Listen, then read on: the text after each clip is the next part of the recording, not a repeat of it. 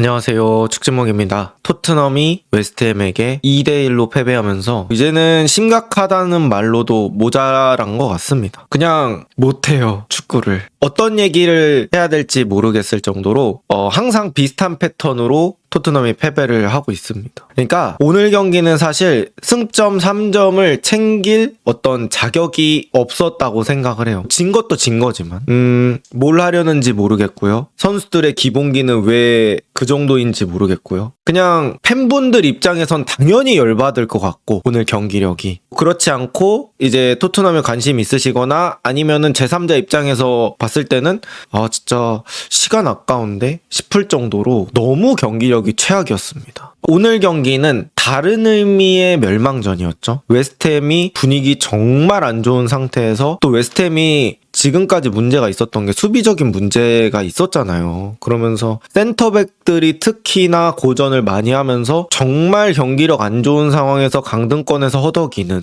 저는 사실 강등권 세 팀 중에서도 분위기로 따졌을 때는 웨스트햄이 거의 제일 안 좋지 않나라고 생각을 했었어요. 근데 토트넘이 이 팀한테 비기는 것도 아니고 진다? 그것도 홈에서? 근데 이런 경기력으로 누굴 이기죠? 지금 강등권 팀도 못 이기는데 어디서 승점을 따야 되죠? 제 생각에는 세팅은 다 됐다고 봐요. 경질 얘기가 나올 수 있는 세팅 됐고 여기서 갑자기 이 영상이 나가는 시점에 그런 뉴스가 나왔을 수도 있겠죠. 현지 시간으로 치면은 저도 이제 편집하는 시간이 있으니까. 근데 일단 내일 아침에 자고 일어나서 경질 뉴스가 딱 떴어요. 그래도 전혀 이상하지 않다.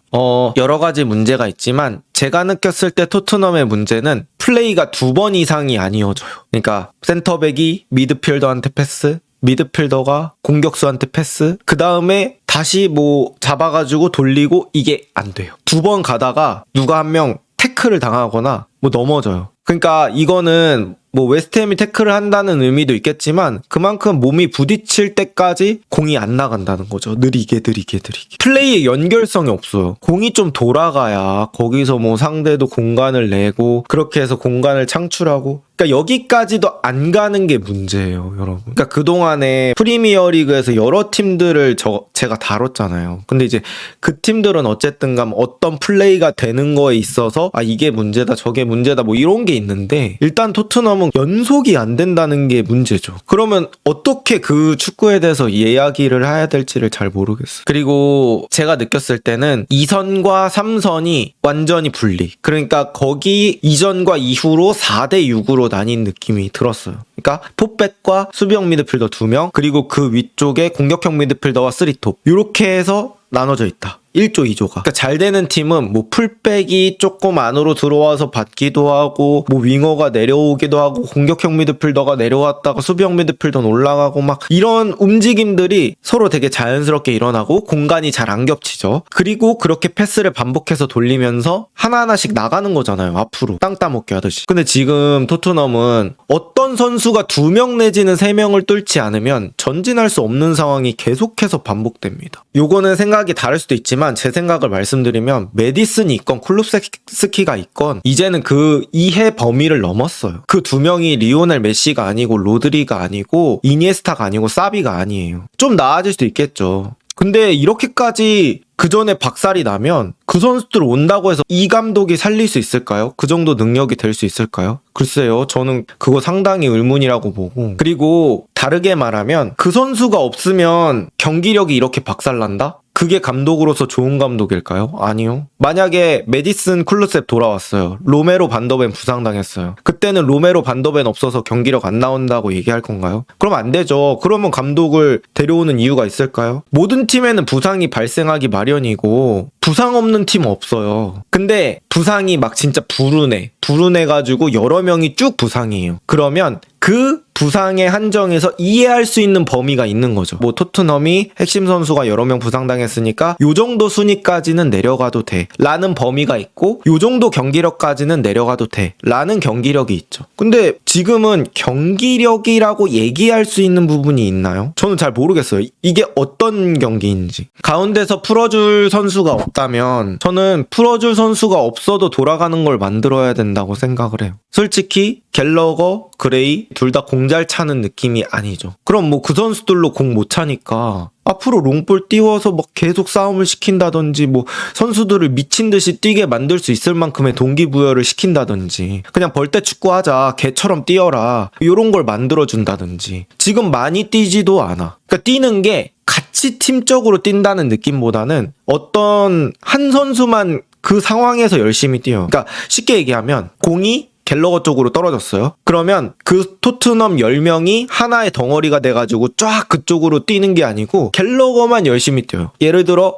텔 쪽으로 갔다. 그럼 텔만 열심히 뛰어요. 그러니까 그 공을 가진 선수, 그 주변에 있는 선수, 그 사람만 그 상황에 몰입을 한다고 해야 되나? 그러니까 전체가 같이 이렇게 돼야 되는데 그게 안 돼요. 뭐 사람마다 생각은 다를 수 있죠. 토트넘 스쿼드가 안 좋다. 뭐 이렇게 말할 수 있죠. 그러면 그 다음 해결책은 뭘까요? 그냥 이렇게 토트넘이 되는 거를 그냥 방치할 건 아니잖아요. 어떻게든 토트넘 입장에선 해결책을 찾아야 되잖아요. 뭐라도 해봐야 되잖아요. 그 스쿼드 안 좋으면 그만하겠다는 말이 그럼 애초에 축구를 할 이유가 없는 거죠. 스쿼드 좋은 팀이 우승 확정이네요. 축구를 하기 전에는. 아니잖아요. 그래서 우리가 축구를 보는 거잖아요. 지금 있는 스쿼드로 퍼포먼스를 낼 수 있어야 좋은 감독이죠. 일단은 토트넘 뭐 경기적으로 다시 문제를 말씀드려 보자면 측면에 가잖아요. 공이 측면에 갔어요. 윙어와 풀백이 서로 뭔가 조합적인 플레이가 없는 것 같아요. 뭐 예를 들어 스펜스나 벤 데이비스가 테리나 오도벨한테 공을 줍니다. 그리고 그 공을 잡았을 때 다른 선수들이 그 주변으로 움직여주는 게 없어요. 그냥 텔 주고 드리블해 이렇게 되는 상황이 너무 많은 것 같아요. 텔이 한 명은 뚫을 수 있겠죠. 사실 한 명도 뚫기 쉽지 않죠. 내려앉은 상황에서는. 근데 거기서 두세 명 뚫어가지고 만드는 거는 사실 그거는 어떤 전술적인 플레이가 아니라 말 그대로 용병이잖아요. 그러니까 우리가 조기 축구할 때 용병 부르잖아요. 용병. 숫자 없을 때. 그래가지고 하는 플레이랑 비슷한 거잖아요. 팀이라면 팀적으로 무언가 만들어가야 되고 호흡이 있어야 되고 하는 건데 사이드 가가지고 드리블 돌파 못하면 다시 공이 리턴이 안 나와요. 그러니까 예를 들어 사이드 드리블러가 안 됐어요. 드리블이. 그러면 다시 뭐 풀백 통해서 뭐 가운데로 가가지고 또 반대로 한번 가보고 이런 식으로 해도 답답하다고 욕먹는 게 요즘 축구잖아요. U자 빌드업 한다고 욕을 먹잖아요. 야 쟤는 뭐 전술이 없냐? 왜 U자 빌드업만 반복하고 있냐? 근데 U자 빌드업이 안 된다니까요 지금. U자 빌드업도 안 돼. 그냥 측면에 갔다가 공 뺏기고 다시 수비해요. 이제 뭐 댓글에 이런 거 달릴 것 같아요. 근데 왜 너가 화내고 있냐? 그럴 수 있는데 경기를 보시면 아실 것 같아. 이거는 타팀 팬분들도 화가 나실 것 같아. 무슨 느낌으로 제가 화를 내는지 아실 것 같아.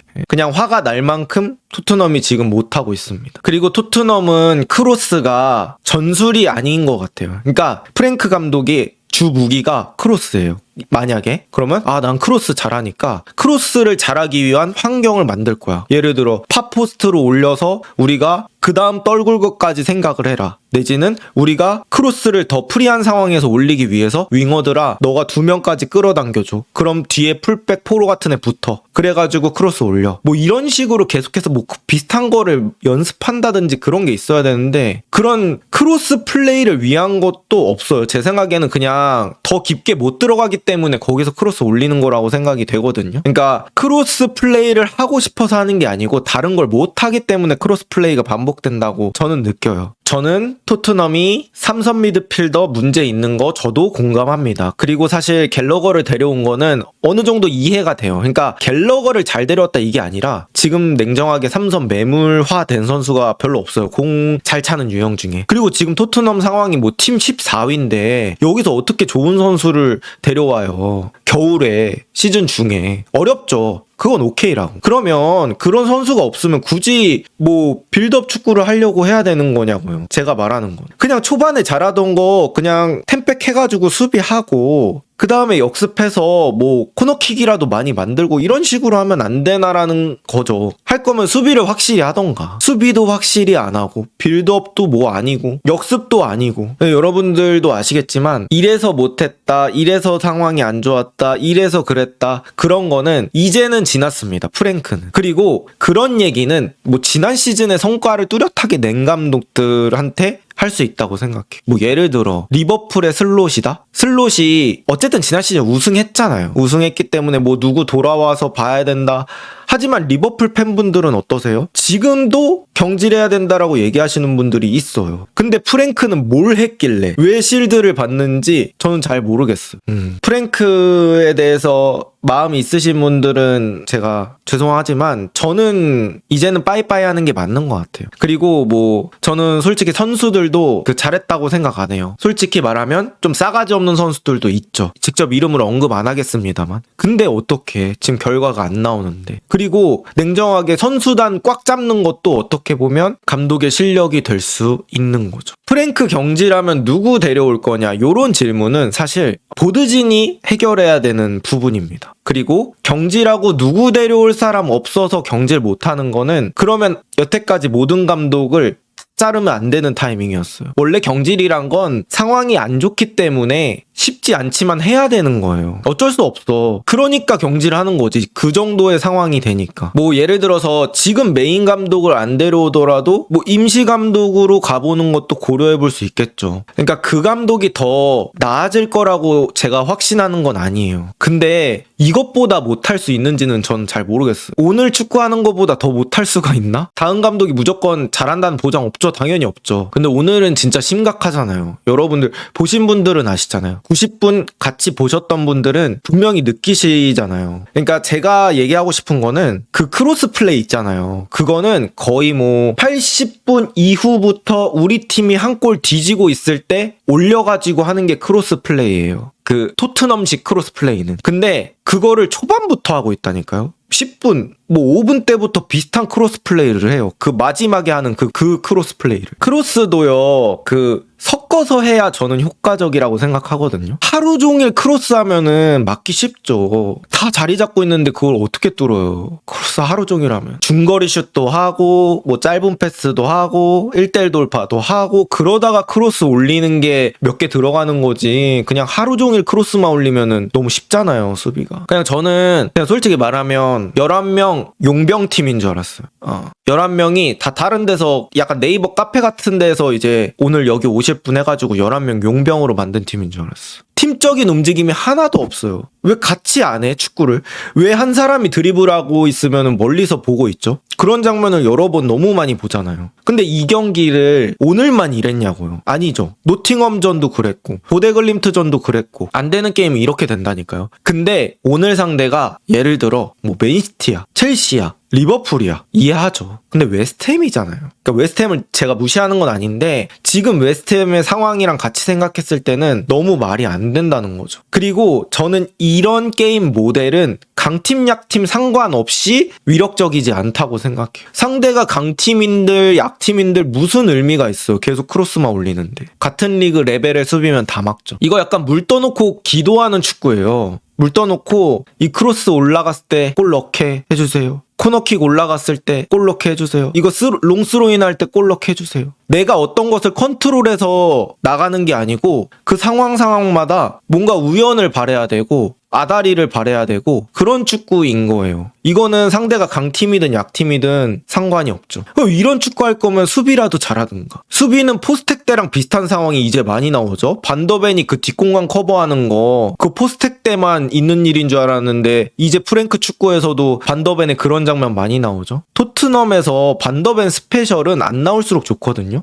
근데 반더벤이 너무 많이 나오면 안 좋죠. 그리고 이제 갤러거 마지막으로 얘기를 해보자면 갤러거는 어떤 갤러거라는 선수의 플레이의 예상 범위 안에 있는 그런 플레이였던 것 같습니다. 열심히 뛰고 투지 있게 하지만 약간 투박한 빠르게 따라가가지고 공을 뺏었어요. 그 다음에 패스가 아쉽고 뭐 태클을 성공했어요. 그 다음에 전개하는 패스가 아쉽고 경합에서 이겼어요. 그 다음 터치가 아쉽고 뭐 요런 느낌이에요. 갤러거는. 근데 그냥 예상 범위 내에 있는 느낌이라서 갤러거는 오히려 2선에서 박스 타격할 때가 그나마 제일 뾰족하다고 생각하거든요. 근데 사실 2선으로 올리기에는 조금 투박하다. 그런 느낌이었던 것 같습니다. 열심히는 합니다. 막 몸에 잔디 묻어있고. 어쨌든 그렇습니다.